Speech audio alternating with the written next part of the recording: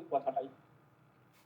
Issue in fact অর্থাৎ বিচার্য বিষয় এবং বিষয়গুলোকে যার উপরে বাদ পায় প্রমাণ করার দায়িত্ব তাকেই প্রমাণের দায়ভার বলে। একেবারে সংক্ষেপে আপনি বলতেই পারেন। সুতরাং প্রমাণের দায়ভার হলো কোনো পক্ষের দাবিকৃত কোনো বিষয়ের অস্তিত্ব বা অস্তিত্বহীনতা প্রতিষ্ঠার জন্য আদালতে পেশ করা।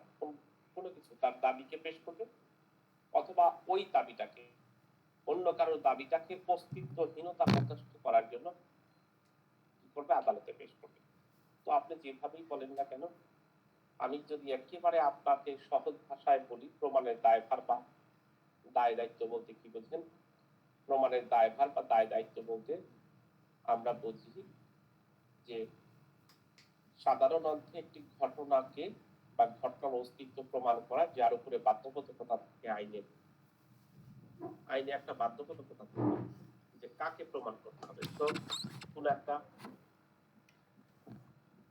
বিচার্য বিষয় বা ঘটনাবলীকে প্রমাণ করার জন্য যার উপরে বাধ্যবাধকতা থাকে বা সাক্ষ্য আইনে যার উপরে বাধ্যবাধকতা করেছে, তখন আমরা তাকে প্রমাণের দায়ভার বলবো। যেভাবেই বলেন না কেন, আপনাকে উত্তরটাকে একেবারে বুলেট পয়েন্ট কিন্তু দুইটা। নাম্বার 1 মাথায় নিতে হবে, একটা হচ্ছে আপনি বিচার্য বিষয় এবং ঘটনা প্রমাণের দায়িত্ব যখন কারোর উপরে ন্যস্ত থাকবে তখন সেটাকে প্রমাণের দায়ভার বলে। সুতরাং প্রমাণের দায়ভার বাদী কর্তৃক কোনো বিষয়কে বিশ্বাস করার জন্য অস্তিত্ব আছে এই বিষয় সেটাকে প্রমাণ করার জন্য বা অস্তিত্বহীনতাকে প্রকাশ করার জন্য উনি পেশ করতেই পারে। সুতরাং কোন বিষয়ের উপরে অস্তিত্ব দাবি করা বা অস্তিত্বহীনতাকে প্রমাণ করার যেই পক্ষের উপরে ন্যস্ত থাকে সেই পক্ষকে বলা হয় প্রমাণের দায়ভার। প্রমাণের দায়ভার কোন ব্যক্তির উপরে যে কোন ইতিবাচক নেতিবাচক দুটি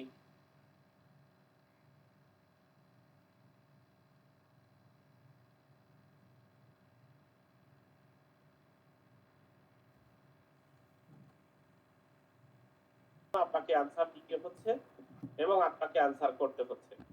এই প্রমাণের দায়ভার কি?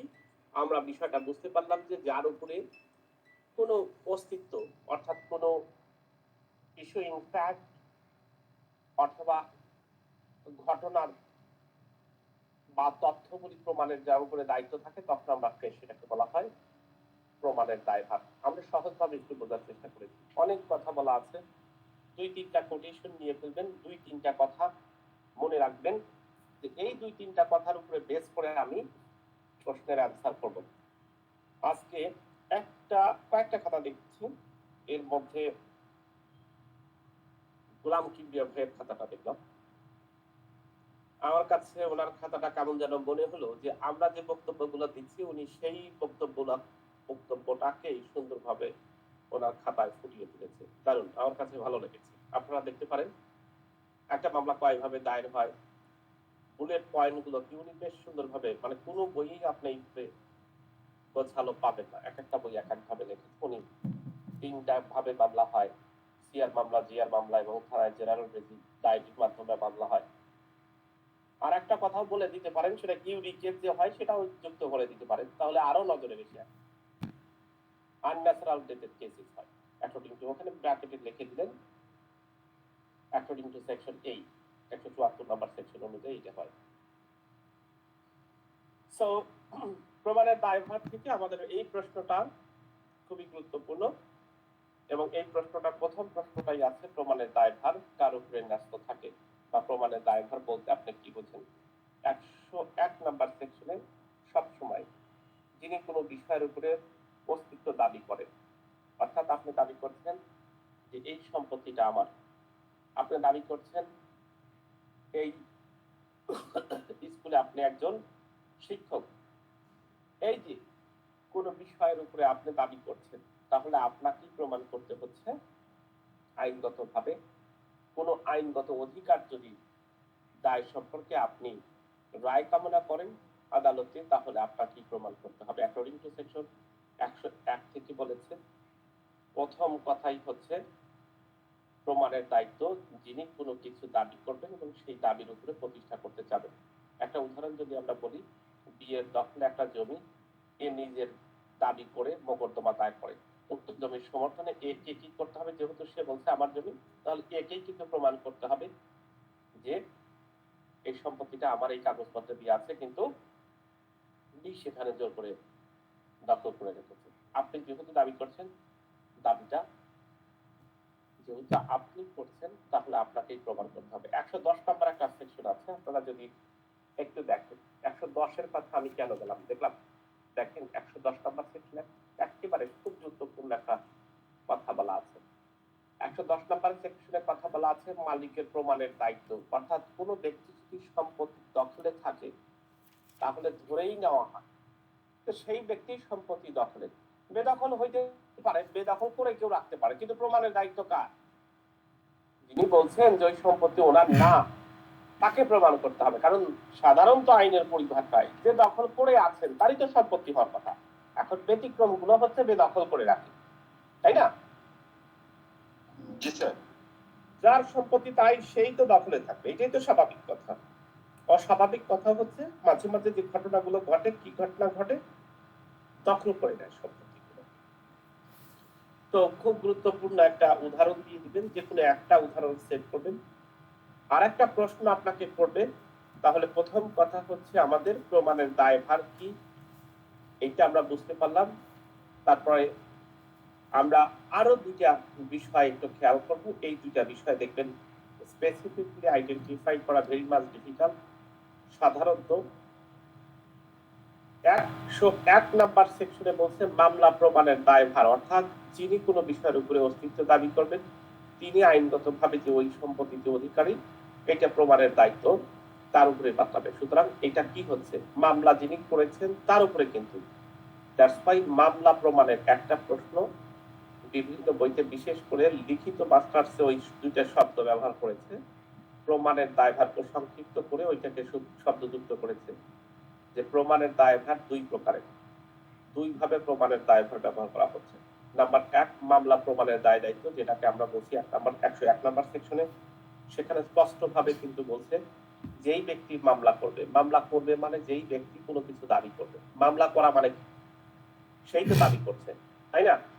যে আমি এইটা পাই, এই সম্পত্তির মালিক আমি, তারপরে হচ্ছে এই পদের মালিক আমি, এই ঘোষণা চাই, এই সম্পত্তিতে ঘোষণা চাই, মানে সবকিছু তার পক্ষে যে মামলা করবে চায়।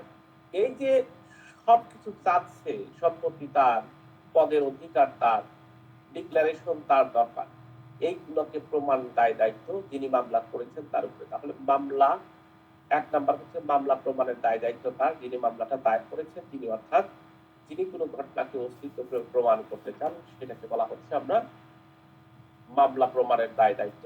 আর একটা কথা বলছি 202 নাম্বার সেকশনে একটু দেখবেন, সেখানে বলা হচ্ছে সাক্ষীদের উপস্থিতি যার করার দরকার, অর্থাৎ মামলার কার্যক্রমে কোনো পক্ষের হাতেই সাক্ষ্য দেওয়া না হলে যেই পক্ষ মামলা হারবে মামলার বিষয়বস্তু প্রমাণের দায় দায়িত্ব পাবে। আপনি বলছেন আমার কাছে যথেষ্ট পরিমাণ সাক্ষী আছে, মামলার তো সাক্ষ্য আইন আমরা পড়ছি, সাক্ষ্য দিয়েই তো একটা মামলা প্রমাণ করা যায়, কিন্তু আপনার কাছে সাক্ষ্য থাকার পরেও আপনি সাক্ষ্য দেন নাই, সেই ক্ষেত্রে যদি আপনি হেরে যান তাহলে মামলার প্রমাণের দায়িত্ব দায়ভার তার, অর্থাৎ সাক্ষী উপস্থাপনের দায় 102 নাম্বার সেকশনে এই দায়ভারটা সবসময় পরিবর্তন হয়, অর্থাৎ কোন পক্ষ সাক্ষ্য না দিলে যেই পক্ষ মামলা হারবে সেই পক্ষকে মামলার বিষয়বস্তু প্রমাণ করতে হবে। আপনি কোন পক্ষ সাক্ষ্য দেন নাই, না দিলে যেই পক্ষ হারবেন সেই পক্ষকেই কি করতে হবে, মামলার বিষয়বস্তু প্রমাণ করতে হবে। সুতরাং 102 নাম্বার সেকশনে সব সময় পরিবর্তনশীল, দায়ভার পরিবর্তন হয়, অর্থাৎ সাক্ষী উপস্থাপনের দায়টা পরিবর্তন হয়। এখানে তো বোঝা যাচ্ছে না মামলাতে কে হারবে কে জিতবে, তাই না? যিনি হারবেন তাকেই প্রমাণের দায়িত্ব, কারণ আপনার পর্যাপ্ত পরিমাণ সাক্ষী থাকার পরেও সাক্ষী দেন নাই। দ্যাটস ওয়াই এই দায়ভারটা পরিবর্তনশীল। খুব কথাগুলো মনোযোগ দিকে শুনতে হবে। আমি বারবার বলছি, দেখেন আপনাকে একটা শব্দ দিয়ে মনে রাখতে হবে, একটা শব্দ দিয়ে ওই সেকশন মনে রাখতে হবে। আইনের মূল সিস্টেমই হচ্ছে এইটা। আমি যতদিন এই আইনের এই মূল সিস্টেমটা ধরতে না পারতাম ততদিন পর্যন্ত খালি মুখস্থ করতাম, কিন্তু ভুল করে যেতাম। কিন্তু যখন বুঝতে পারলাম যে না বিষয়টা এইটা, এরপর থেকে আমি নিজেকে এখন আমাকে মনে হয় যে আমি এই বিষয় নিয়ে কথা বলতে পারবো, আপনি ওইভাবে কথা বলতে পারবেন। আপনাকে বুলেট পয়েন্ট অর্থাৎ এই জায়গায় এলিমেন্টটাকে খুঁজে বের করতে হবে। এলিমেন্টটা 101-এ কিন্তু যিনি কোনো কিছুর অস্তিত্ব দাবি করছেন বা কোনো কিছু চাচ্ছেন, প্রমাণের দায়ভার তার। এখন যে কথাটা বললাম যে 110 নাম্বার সেকশন কেন পড়ালাম,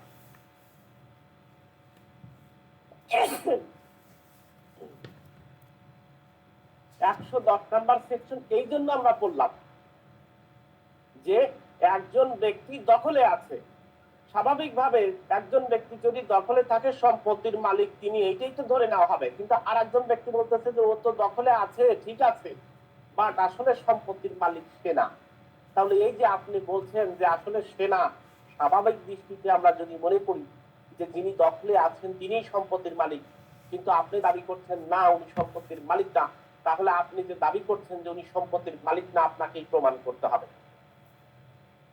দ্যাটস ওয়াই মামলাটা করবে কি, এখানে বলছে যে আমি বেদখল হয়েছি, যে দখলে আছে আসলে প্রকৃতির মালিক না।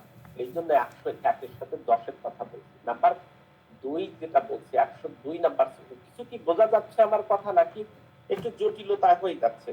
না বুঝতে পারলে সাথে সাথে কথা বলতেন। বুঝতে পারছেন? দ্বিতীয় ব্যাপার হচ্ছে সাক্ষ্যের দায় দায়িত্ব। তাহলে প্রথম হচ্ছে কিন্তু মামলা প্রমাণের দায় দায়িত্ব কিন্তু ফিক্সড। যিনি মামলা দায়ের করছে অর্থাৎ তিনি দাবি করছে মামলা দায়ের করার দায় দায়িত্ব ফিক্সড, কখনো পরিবর্তন হয় না। ক্লিয়ার? জি স্যার। 101 নাম্বার সেকশন অনুযায়ী যিনি মামলা করবেন, যিনি দাবি করবেন তাকেই প্রমাণ করতে হবে, কথা শেষ। নাম্বার 102-এ বলছে যে আপনি সাক্ষী উপস্থাপনের ক্ষেত্রে দায় দায়িত্ব। আপনি সাক্ষী উপস্থাপন করতে পারতেন, বাট আপনি হেরে গেছেন এই মামলাতে, তাহলে প্রমাণের দায়িত্ব আপনার। এই জায়গায় প্রমাণের দায়ভার পরিবর্তনশীল। 102 নাম্বার সেকশনে প্রমাণের দায়িত্ব পরিবর্তনশীল। এখন প্রশ্ন আমার ওই প্রশ্ন না, প্রশ্ন হচ্ছে এই দুইটা সেকশনের সাথে সবচেয়ে গুরুত্বপূর্ণ কথা হচ্ছে দেওয়ানি মামলায় প্রমাণের দায়ভার কার? এই প্রশ্নের আমরা উত্তর কিভাবে দিব? প্রশ্ন আমাদের এইটা থাকে। আমাদের থাকে ফৌজদারি মামলায় প্রমাণের দায়ভার কার, এই প্রশ্নটা আমাদের থাকে। তাহলে দেওয়ানি মামলায় কোথায় আছে, ফৌজদারি মামলায় এই প্রমাণের দায়ভার কোথায় আছে, আমাদেরকে আইডেন্টিফাই করতে হবে। দেওয়ানি মামলা প্রমাণের দায়িত্ব সবসময় বাদীর উপরে ন্যস্ত থাকে। কিছুক্ষণ আগেই বললাম অ্যাকর্ডিং টু সেকশন 1 এবং 102 ধারায় হচ্ছে প্রমাণের 101 এবং 102 সবসময় কি করতে হয়, প্রমাণের দায়ভার। যদিও 102-এ প্রমাণের দায়ভার সাক্ষী উপস্থাপনের ক্ষেত্রে প্রমাণের দায়ভার পরিবর্তনশীল, তারপরেও 101 এবং 102 সবসময় দেওয়ানি মামলা প্রমাণের দায়ভারের উপরে নির্ভর করে। দেওয়ানি মামলার ক্ষেত্রে অর্থাৎ বাদী যেই সকল বিষয়ের উপরে ভিত্তি করে দাবি বা প্রার্থনা করছেন, প্রার্থনা কি প্রেয়ার পোষণ দিচ্ছেন। আমি একটা ছোট্ট একটা নিউজ দেই।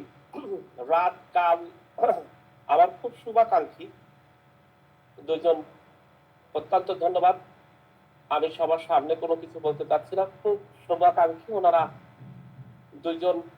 দুইজনের কারণে আমি রাত জেগে আছি 12:30-12টার দিক পর্যন্ত। একটা বাস আসবে, তাদের সাথে দেখা করবো এই জন্য। যাই হোক, এর মধ্যে গেট আটকায় দিছে, আমি আর চুপচাপ করে শুয়ে আছি। 12:14 একটা ফোন আসছে আমার কাছে, 12:14। আপনারা রিসেন্ট একটা ঘটনা দেখেছেন, বাংলাদেশের প্রায় 118 জন DAG, deputy attorney general DAG এবং এএজিরা পদত্যাগ করেছে। আরো 8-10 জন ডেপুটি বা অ্যাসিস্ট্যান্ট অ্যাটর্নি জেনারেল হাইকোর্ট ডিভিশনে পদত্যাগ করবেন। বাংলাদেশে রাজনীতি করার লোকের অভাব নাই, বাট আপনার যোগ্যতার অনেক অভাব আছে। যেমন আপনাকে 10 ইয়ার্স এন্ড অ্যাবভ, ধরেন আপনাকে একটা জায়গায় নিয়োগ দিবে, এই নিয়োগ দেওয়ার ক্ষেত্রে আপনাকে যোগ্যতাটাকে আগে নির্ধারণ করতে হবে, না হলে আপনি বিতর্কিত হয়ে যাবেন। কমপক্ষে 10 ইয়ার্স এন্ড অ্যাবভ কোনো ব্যক্তি আছে যিনি হাইকোর্টের লাইসেন্স 10 ইয়ার্স এন্ড অ্যাবভ, এই ধরনের ব্যক্তিকে অ্যাসিস্ট্যান্ট অ্যাটর্নি জেনারেল, ব্যতিক্রম হচ্ছে একেবারে 5 বছর 3 বছর এরকমও আছে, কিন্তু এগুলো বিতর্কিত হয়ে যায়। চাচ্ছে, এর মানে আপনাকে একেবারে কঠোর বিএনপি আগে যা করতেন বা করেন বা না করেন, যেটাই করেন আপনাকে একেবারে সরাসরি বিএনপিতে কথা বলতে হবে। যদি চান তাহলে অ্যাসিস্ট্যান্ট অ্যাটর্নি হিসেবে জয়েন করতে পারবেন। এইটা হচ্ছে 12:13-11 খবর। ঠিক 12:40 আর একটা ফোন আসছে আমার কাছে। আমার আর একজন শুভাকাঙ্ক্ষী, উনি যোগ্যতা অর্জন করে চুপ করে বসে থাকেন, অর্থাৎ অ্যাডভোকেট হয়ে সুপ্রিম কোর্ট বারের লাইসেন্স নিয়ে চুপ করে বসে থাকেন, নিজের কাজ করতে থাকেন। ভাই, সুযোগ বিভিন্ন সময় আসবে।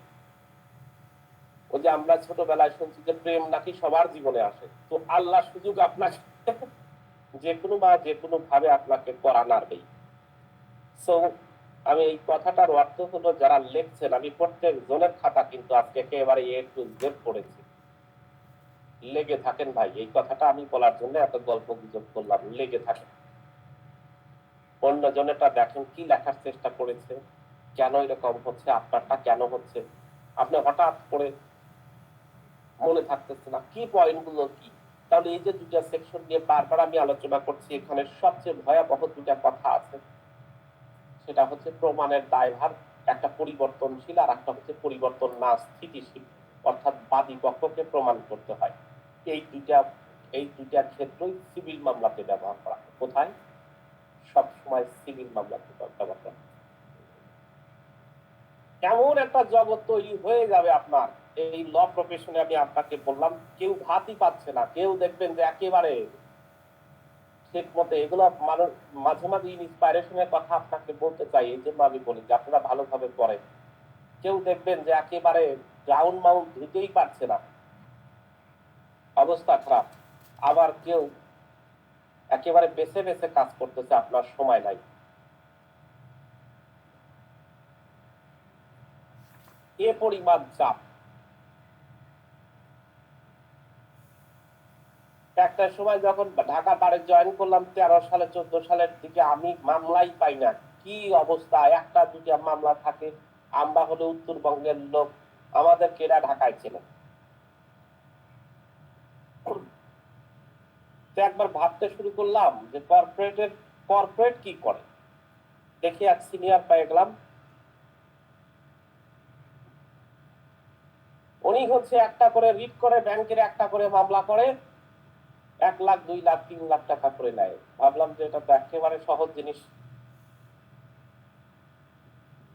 আমার দেখেন একেবারে মূল ক্ষেত্রটাই এখন তৈরি হয়ে গেছে। আমি কিন্তু কোর্ট কাছারিতে খুব কম এখন যাই, যেটা খুব ম্যান্ডেটরি বিষয় সেইগুলোতে শুধুমাত্র 1টা ঘন্টা আমি ব্যয়।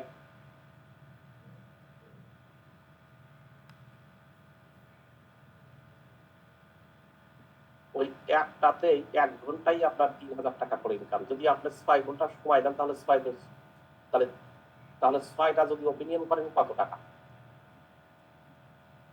একটা যদি আপনার জীবনে শুধু একবার যদি একটা ধরেন গ্রামীণ ফোন বা কোনো ব্যাংকের যদি একটা ভ্যাট ট্যাক্সের একটা মামলা করেন, এক মামলাতেই আপনার ওই সারা জীবন আর ওই চোরের মামলা বা ছিনতাইয়ের মামলা আর আপনার করতে হবে না। এক মামলাই আপনি সারা জীবন চলে যাবে। ভ্যাট ট্যাক্সের এত বড় বড় 500 কোটি টাকার মামলা, 500 কোটি টাকার মামলা, বুঝতে পেরেছেন? 500 কোটি, 100 কোটি টাকার মামলা। তাহলে আপনাকে এই যে 500 কোটি টাকা বা 100 কোটি টাকার মামলা দিবে, সেই সক্ষমতা তো অর্জন করতে হবে। এই কথাগুলো বলার অর্থ হলো, ভাই স্বপ্ন দেখতে থাকেন, পড়তে থাকেন। খুব নিকটে কিন্তু আপনারা, একেবারে কিন্তু কাছে, অ্যাডভোকেট হওয়ার দ্বার প্রান্তে।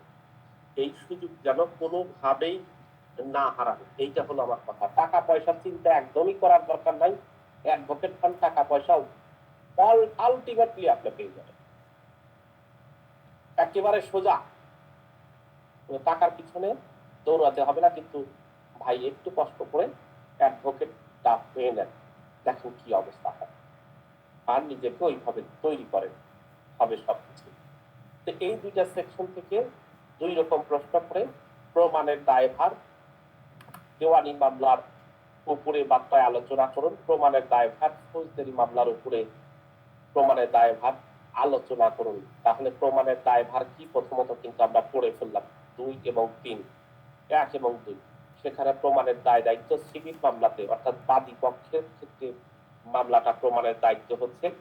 তবে আমাদের 101 ধারায় বাদী প্রমাণের দায়িত্ব কখনো পরিবর্তন হয় না, যে কথাটা অলরেডি বলে ফেলেছি। কিন্তু 102 নম্বর সেকশনে প্রমাণের দায় দায়িত্ব বাদীর উপরে পাত্র হলেও সেটা বিবাদীর উপরেও পাত্রতে পারে। যে কথা বললাম, যদি মামলায় হেরে যান তাহলে সাক্ষী দেন নাই, এই জন্য প্রমাণের দায়ভার আপনার। অর্থাৎ যিনি কোনো বিষয়ের অস্তিত্ব দাবি করবেন সেটার উপরে নির্ভর করে আইনত অধিকার বা দায়, দুইটা শব্দ কিন্তু, কোনো বিষয়ের উপরে অস্তিত্ব দাবি করছেন, এইটার যে আইনগত অধিকার এবং দায় সম্পর্কে আদালতের যদি আপনি রায় প্রমাণ কামনা করেন তাহলে প্রমাণের দায়িত্ব যিনি করেছেন তার উপরে, যে কথা আমরা অলরেডি বলে ফেলেছি। সুতরাং 101 নম্বর সেকশনে দিওয়ানি মামলার প্রমাণের দায়ভার বাদীর উপরে বাঁধবে। ক্লিয়ার? আপনাকে প্রশ্ন কখনোই বলবে না যে প্রমাণের দায়ভার কার আলোচনা করুন, আপনাকে বলবে দিওয়ানি মামলার প্রমাণের দায়ভার কার। প্রশ্ন একই, সেকশন 101 এবং 102, কিন্তু আপনাকে প্রমাণের দায়ভার ওইভাবে না বলে বলবে হচ্ছে দেওয়ানি মামলা প্রমাণের দায়ভার কি। ক্লিয়ার? আমিনুল ইসলাম ভাই? জি স্যার, ক্লিয়ার। ওকে। দ্বিতীয় কথা হচ্ছে আপনাকে এখন চলে আসেন, তাহলে এই প্রমাণের দায়ভার কিন্তু দুইটা ভাগে বিভক্ত করে ফেলছি। নাম্বার 1 দেওয়ানি মামলার ক্ষেত্রে, নাম্বার 2 ফৌজদারি মামলার ক্ষেত্রে। দেওয়ানি মামলার ক্ষেত্রে প্রমাণের দায়ভারের ক্ষেত্রে দুইটা বিষয় আমি উল্লেখ করলাম। নাম্বার 1 মামলা প্রমাণের ক্ষেত্রে, নাম্বার 2 হচ্ছে সাক্ষীদের সাক্ষ্য উপস্থাপনের করার ক্ষেত্রে প্রমাণের দায়ভার পরিবর্তনশীল অ্যাকর্ডিং টু সেকশন 102। তাহলে এই দুইটা এই বিষয়টা আমাদের কাছে বিদয়। নাম্বার 3 যে প্রমাণের দায়ভার আমাকে ফৌজদারি মামলায় প্রমাণের দায়ভার কি সেটা কিভাবে প্রমাণ করব, সেটা কোন সেকশনে উল্লেখ করতে হবে। প্রমাণের দায়ভার ফৌজদারি মামলায় কিভাবে হয়? প্রমাণের দায়ভার ফৌজদারি মামলার দায়ভার প্রসিকিউশন বা বাদীর উপরে সবসময়। প্রসিকিউশন শব্দের অর্থ কি? প্রসিকিউশন শব্দের অর্থ হচ্ছে জিআর মামলাতে যারা পাবলিক প্রসিকিউটর থাকে তাদেরকে বলা হয় প্রসিকিউশন। সো মামলা সবসময় প্রমাণের, দেখবেন ক্রিমিনাল মামলাতে বলে প্রসিকিউশন মামলাতে প্রমাণ করতে ব্যর্থ হয়েছে। কথা কি ক্লিয়ার? জি স্যার। নাকি সমস্যা? সমস্যা কারণ সমস্যা হচ্ছে শুনতে মাঝে মাঝে ক্লিয়ার যাচ্ছে স্যার। জি স্যার, ওই যদি স্যার কোন সরকারের বিরুদ্ধে স্যার যদি মামলা করে তখন স্যার প্রসিকিউশন, তখন স্যার সরকার পক্ষ স্যার ডিফেন্স হয়ে যাচ্ছে না? না, সেটা আমরা আলোচনা করব, সেটা আমি আলোচনা করব, কিন্তু আমি বলছি যে সাধারণত যেই মামলাগুলো হচ্ছে সরকারের বিরুদ্ধে মামলা কোনগুলো হয়? সরকারের বিরুদ্ধে ক্রিমিনাল অফেন্স হয় না স্যার। ভাইয়া? যদি স্যার কেউ পুলিশের বিরুদ্ধে স্যার মামলা করে, এটা কি সরকারের বিরুদ্ধে মামলা হলো এটা? না স্যার, সেটা সরকার না।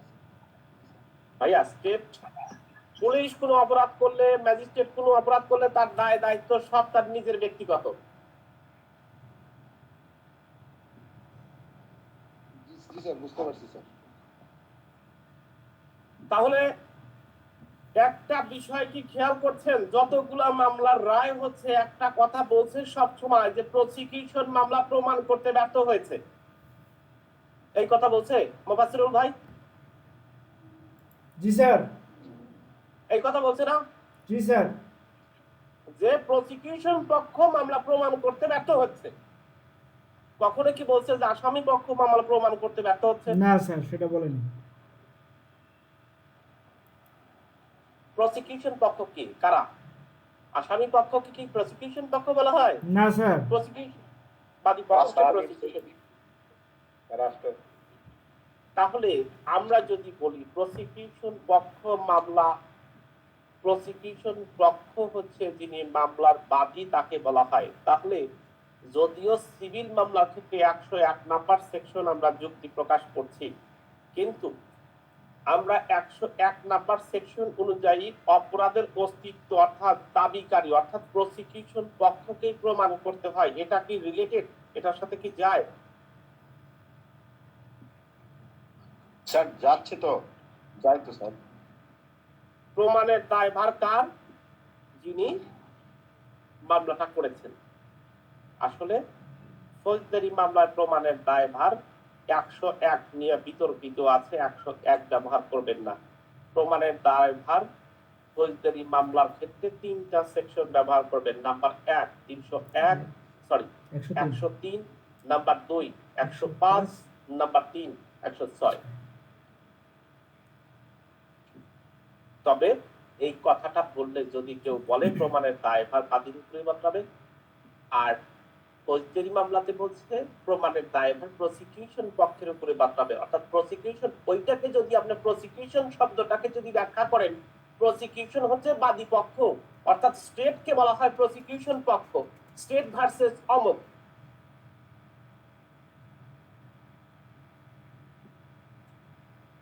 দ্যাটস ওয়াই এখানেও কিন্তু প্রসিকিউশন পক্ষকেই প্রমাণ করতে হচ্ছে, যেমন 101 এর দেওয়ানি মামলাতে বাদীকে প্রমাণ করতে হয়েছিল।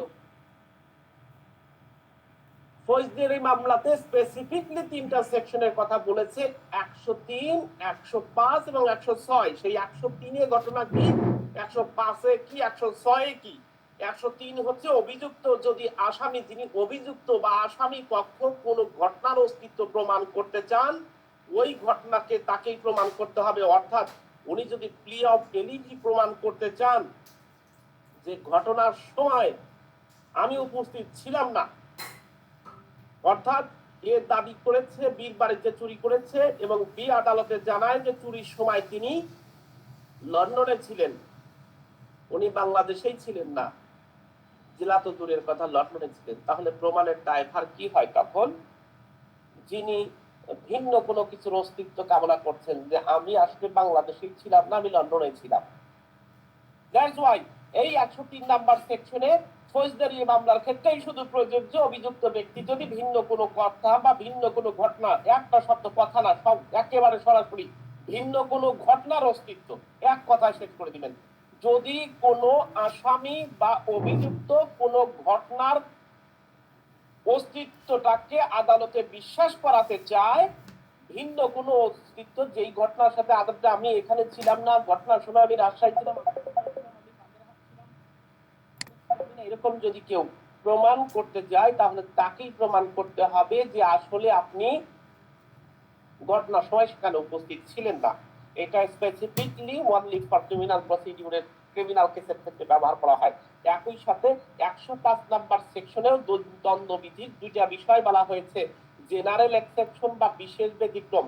একটা শব্দ বলেছে জেনারেল, সাধারণ ব্যতিক্রম, আর একটা হচ্ছে বিশেষ ব্যতিক্রম। এই 2টা শব্দ আমাদেরকে মনে রাখতে হবে। জেনারেল ব্যতিক্রম গুলো কোথায় থেকে আছে? 76 থেকে 106। আর বিশেষ ব্যতিক্রম কোথায় আছে? স্যার বিশেষ ব্যতিক্রম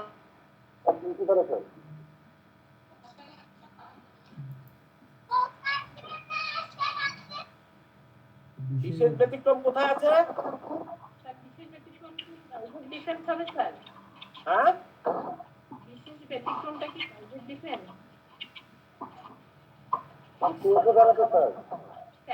জি, 93 থেকে 106? না, 300 300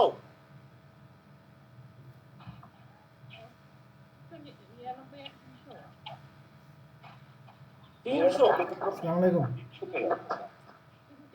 তাহলে হ্যাঁ, বিশেষ হ্যাঁ। ব্যতিক্রম, এই 2টা শব্দ আপনাকে মনে রাখতে হচ্ছে। নাম্বার 1 সাধারণ ব্যতিক্রম এবং ভাই, বিশেষ আমি শুনতে ব্যতিক্রম, পাচ্ছি। 2টা শব্দ। হ্যালো। সাধারণ ব্যতিক্রম এবং বিশেষ ব্যতিক্রমের আওতায় যদি কোনো হ্যাঁ। ব্যক্তি পড়ে, যে কোনো একটা অভিযুক্ত ব্যক্তি, এগুলো না ভাই, সবগুলোই ক্লাস কিন্তু ক্লিয়ার শোনা যাচ্ছে। prosecution পক্ষ না, সবগুলোই কিন্তু আসামি পক্ষ। বারবার বলছি, দেখেন ক্রিমিনাল মামলাতে কিন্তু, সিভিল মামলাতে সবসময় বাদী পক্ষ প্রমাণের দায়িত্ব পড়ে গেল, ক্রিমিনাল মামলাতে দেখেন সবগুলাই কিন্তু আসামি পক্ষের, অর্থাৎ অভিযুক্ত বা আসামি পক্ষকে প্রমাণ করতে হচ্ছে।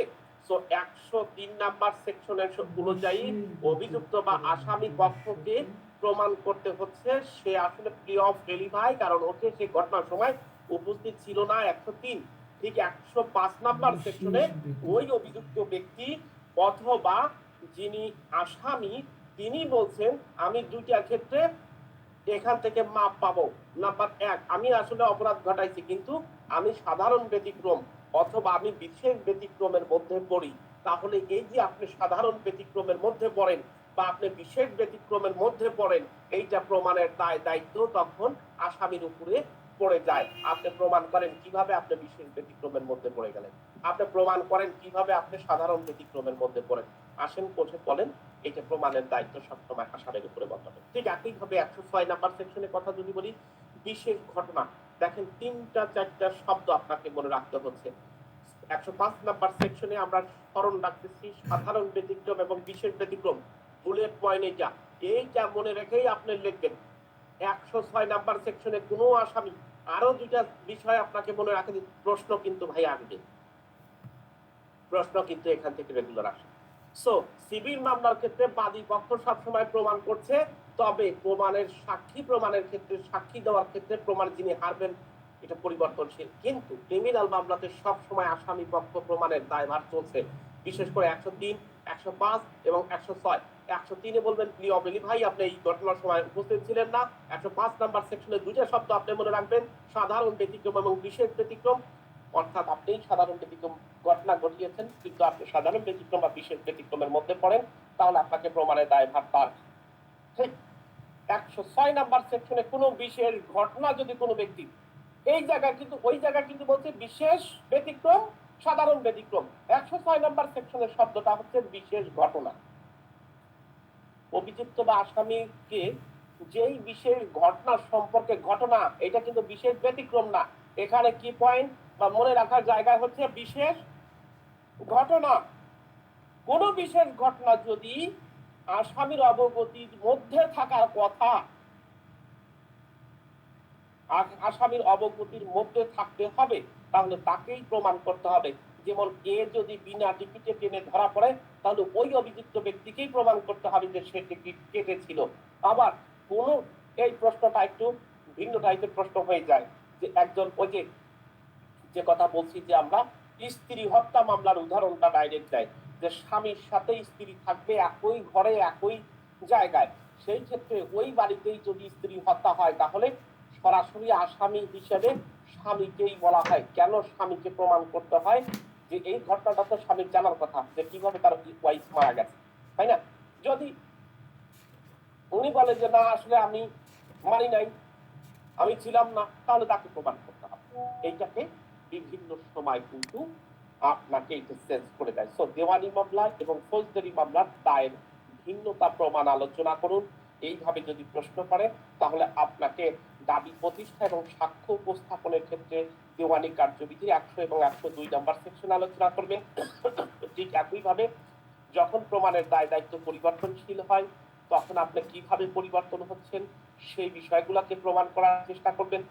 ক্রিমিনাল মামলাতে যখন হবে তখন 103, 105, 106 বললেন, একই সাথে 104ও বলবেন। 104 অনুযায়ী যে ক্ষেত্রে কোনো ব্যক্তি অপর কোনো ব্যক্তির বিষয়ে সাক্ষ্য দিতে পারে, সেক্ষেত্রে যেই ব্যক্তি সাক্ষ্য দিতে ইচ্ছুক তাকেই উপযুক্ত বিষয় প্রমাণ করতে হবে। অর্থাৎ খ যদি মৃত্যুকালীন ঘোষণা সম্পর্কে ককে প্রমাণ করতে বলে তাহলে খকেই এই বিষয়টাকে প্রমাণ করতে হবে। এই জায়গা থেকে বারবার প্রশ্ন আসে, একটা প্রশ্ন বারবার বিপিএসসিতে আসতেছে কিন্তু আমাদের এখন পর্যন্ত আইনজীবী পরীক্ষাতে আস নাই, তবে এই প্রশ্নটা খুবই ইম্পর্টেন্ট প্রশ্ন। সেটা হচ্ছে স্ত্রী হত্যা মামলাতে এলি ভাই প্রমাণের দায় ব্যাখ্যা করুন।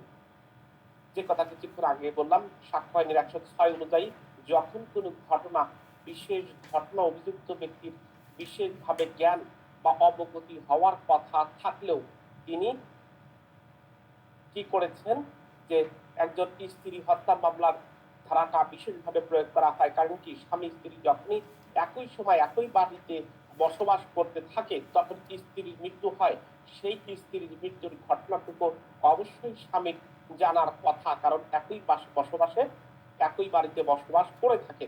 এর মধ্যে একজনের যদি মৃত্যু হয় তাহলে অপরজনের, শুধুমাত্র স্ত্রী না স্বামী হইতে পারে, বিশেষভাবে তার জ্ঞান থাকা প্রয়োজন, যা সাক্ষ্য আইনের 106 নাম্বার ধারার দিকেই কিন্তু প্রমাণ করতে হয়। সো এই জায়গার ক্ষেত্রেও আপনাকে, আপনি স্ত্রীর সাথে থাকবেন, সেই জন্য এইটাকে বলা হয় যে স্ত্রী নিখোঁজ হলেও স্ত্রী হত্যা মামলার স্বামীর দায়ের নীতি আলোচনা করুন, এ ধরনের কথাও আপনাকে, এ ধরনের প্রশ্নও আপনাকে করতে বলে। সো 101 থেকে শুরু করে 106 পর্যন্ত প্রত্যেকটি সেকশন এলিমেন্টটা কিভাবে আপনি মনে রাখবেন আমি আমার মতো করে বলেছি।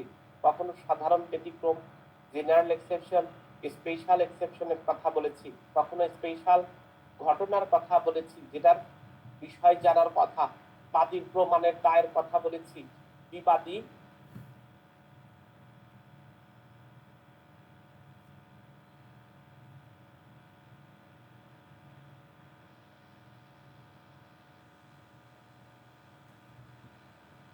পড়ে। সো এই প্রশ্নগুলোর দিকে খুব বেশি খেয়াল করবেন। এখান থেকে বিভিন্ন প্রকার প্রবলেমেটিক প্রশ্ন, ছোট ছোট ভাবে প্রবলেমেটিক প্রশ্ন করে।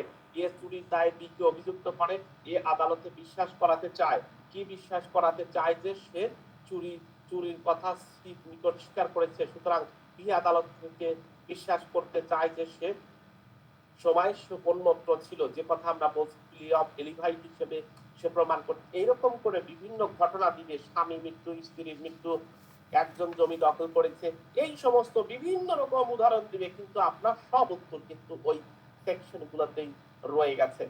সো খুবই যত্নশীল হবেন এই সেকশন গুলোর উপরে, খুবই গুরুত্বের সাথে দেখবেন, এখান থেকে কিন্তু প্রশ্ন হবেই, এই প্রশ্নগুলো কিন্তু হয়। এখন ঘটনা হচ্ছে আপনাকে দুইটা বিষয় শুধু আইনের,